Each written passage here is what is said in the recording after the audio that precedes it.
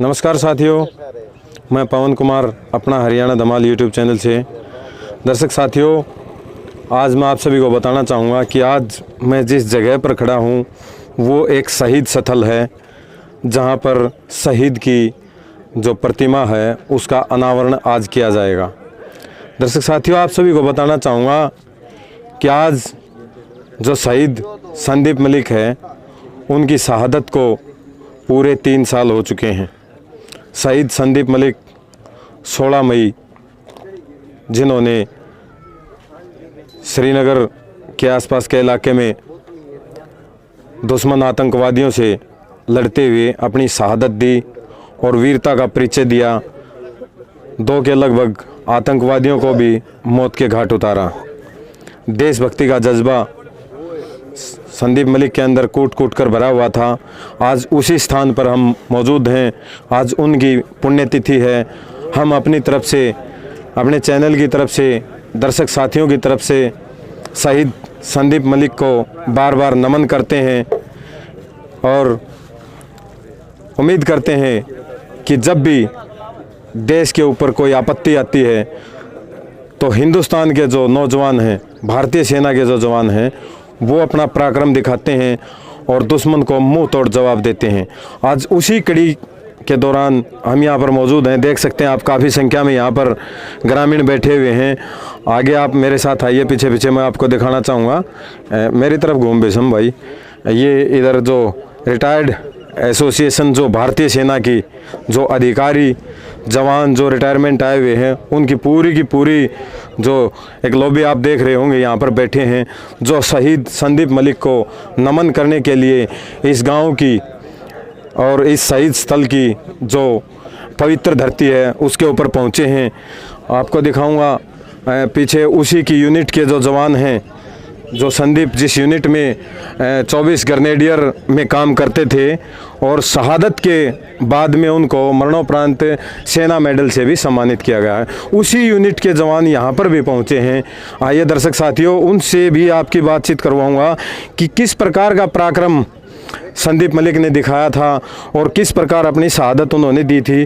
तो बड़ी ताकत की बात है, बड़े हौसले और जज्बे की बात होती है। दुश्मन के साथ लड़ाई लड़ना कोई छोटी बात नहीं है। तो ये सभी जो जवान देख रहे हैं आप, ये उसी यूनिट से हैं जिस यूनिट से शहीद संदीप मलिक थे, जो भर्ती हुए थे उस यूनिट से, ग्रेनेडियर से थे। और ग्रेनेडियर यूनिट के सभी जवान हमारे सामने खड़े हैं और अधिकारी जी हमारे साथ मौजूद हैं। रामनिवास जी, नमस्कार जी। रामनिवास जी, नमस्कार सर। कहाँ से पहुँचे आप? मैं जयपुर से। जयपुर से जी। तो आप संदीप मलिक के साथ भी रहे हैं? जी जी जी। किस प्रकार की कार्यशैली थी उनकी सेना के अंदर? बढ़िया थी साहब, 1 नंबर का जवान था और बढ़िया काम करता था। JNK में गोली लगी थी सीने पे, उसमें शहीद हो गया था। तो जैसे आतंकवादी घटनाएं लगातार होती रहती हैं, पीछे के समय में भी बहुत ज़्यादा आतंकवादी घटनाएं हुई, लगातार शहादतें भी होती जा रही हैं। तो वर्तमान की जो सरकार है उसके अंदर जो धारा 370 हटी और कई फैसले लिए गए, जैसे 35A का फैसला लिया गया, उसके बाद में क्या आतंकवादियों की घटनाओं में क्या कोई फ़र्क पड़ा है? काफ़ी कमी आई है और गवर्नमेंट अच्छा काम कर रही है। काफ़ी कमी आई है, इतनी मिलिटेंसी भी है नहीं, उस टाइम ज़्यादा थी।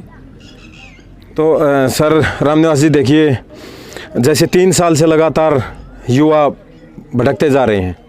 पिछले दिनों हरियाणा के भिवानी ज़िले का एक तालू गांव है, उसी गांव के एक जवान ने लगातार 3 साल से भर्ती नहीं हुई थी और पवन कुमार उसका नाम था। लड़का ज़बरदस्त तैयारी करता था और इलाके में उसका नाम था रेस के अंदर, और उसकी उम्र निकल चुकी है। लगातार भर्ती ना होने की वजह से वो हताश हो चुका था और उसने आत्महत्या कर ली थी, जो बड़े दुख की बात है हिंदुस्तान के जवानों के लिए। जो शहादत दुश्मनों से लड़ाई लड़ते हुए देनी चाहिए, वो उसको वहाँ पर आत्महत्या करने पे मजबूर होना पड़ा। क्या कहना चाहेंगे सरकार को इस तरह की बातें कि सरकार को लगातार भर्तियाँ करते रहना चाहिए? देखो, ये गवर्नमेंट का मामला है, इसमें तो आप और मैं कुछ नहीं कर सकते हैं। भारत सरकार का फैसला है, भारत सरकार ही जाने, तो उसमें तो मैं भी कुछ नहीं कर सकता, आप भी कुछ नहीं कर सकता। Depend on India government. तो अब आगे जो भर्तियां लगातार होने वाली हैं, जो देश के जो जवान लगातार समानांतर अपनी सेवाएं सेना में दे रहे हैं, उनके लिए कोई खास संदेश? बढ़िया काम करो और जहाँ से मौका मिलता है सेवा करो, और युवा तैयार हो, भर्ती आएगी जो भर्ती होना।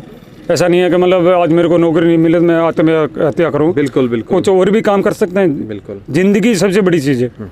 नौकरी नहीं मिली तो कुछ और काम करेंगे।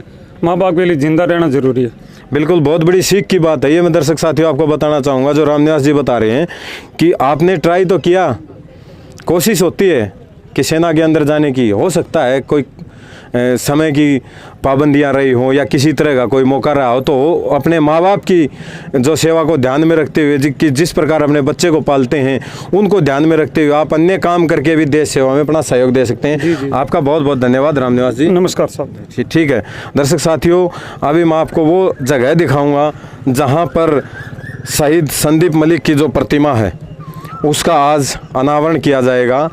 ये आप देख सकते हैं, आप अंदर आइए। ये वो जगह है जहाँ सामने आप उनकी प्रतिमा दिखाई दे रही होगी आपको। अंदर आ जा थोड़ा। शहीद संदीप मलिक की जो प्रतिमा है वो लगी हुई है। आज इस प्रतिमा का अनावरण किया जाएगा कुछ ही समय में। यहाँ पर आप बराबर में देख सकते हैं कि उनकी जो आत्मा की शांति के लिए हवन यज्ञ किया जा रहा है। यहाँ पर उनकी जो धर्मपत्नी है वो भी बैठी हैं, उनके जो भाई हैं वो भी हैं, उनके पिताजी हैं श्री सतवीर सिंह, उनके चाचा जी भी आर्मी से बिलोंग करते हैं। और दर्शक साथियों, एक बात मैं आपको महत्वपूर्ण बात और बताना चाहूँगा कि अपने साथी भीषम भाई से कहूँगा कि एक बार उस तरफ कैमरे को घुमाए। साथ में आप देख सकते हैं इनके जो ताऊजी थे वो भी भारतीय सेना में अपनी शहादत दे चुके हैं, और इसी परिवार से बहुत सारे जवान जो फिलहाल भी सेना में अपनी सेवाएं दे रहे हैं। तो बड़ा ही देशभक्त परिवार है। दर्शक साथियों, आज इस प्रतिमा का जो अनावरण है वो बलराज कुंडू विधायक हल्का महम वो इस प्रतिमा का अनावरण करेंगे। कुछ ही देर में यहाँ पहुँचने वाले हैं। तो हम एक बार फिर उनको नमन करते हैं शहीद संदीप मलिक जी को। यहाँ पर कुछ रिटायर्ड सेना के जो जवान हैं वो भी पहुँचे हुए हैं, उनसे भी दर्शक साथियों आपकी बात करवाऊँगा। ये जो यहाँ पर आप देख सकते हैं मेरे पीछे बैठे हैं। सर एक मिनट का समय, 1 मिनट। सर नमस्कार। नमस्कार। सर अपना नाम और पद बताइए। मैं कैप्टन चरण सिंह मलिक, राष्ट्रीय पूर्व सैनिक संगठन प्रदेश अध्यक्ष हरियाणा। जी, जिस शहीद संदीप मलिक ने जो अपनी शहादत दी थी आतंकवादियों से लड़ते हुए, जज्बे को सलाम। और आज जो देश के जो नौजवान सेना के अंदर अपनी सेवाएं दे रहे हैं, लगातार आतंकवादियों से या अन्य ताकतों से लड़ते हुए अपनी शहादत भी दे रहे हैं, उनके लिए कोई खास संदेश देना चाहेंगे?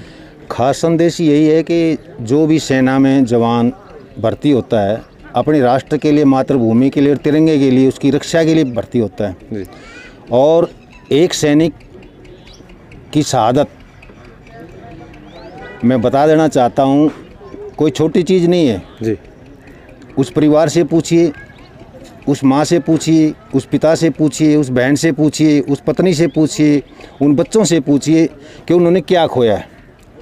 ये समाज को बहुत जागरूक होना पड़ेगा। और जो कोई भी है, चाहे जल सेना से है, थल सेना से है, वायुसेना से है, जो तीनों सेनाओं के योद्धा हैं, वो अपने परिवार के लिए और खुद के लिए नहीं जाते हैं, वहाँ अपनी मातृभूमि की रक्षा के लिए जाते हैं जी। और बड़ा दुख होता है कि जब कोई अपने परिवार से जाता है, उस परिवार को भी बहुत दुख होता है, रिश्तेदारों को भी बहुत दुख होता है। लेकिन आजकल कुछ संगठन आगे आए हैं, कुछ युवा भी आगे आए हैं जो जागरूक हुए हैं, और शहीदों के प्रति जो भावना है आज बहुत ज़्यादा है कि उनका मान और सम्मान किया जाए।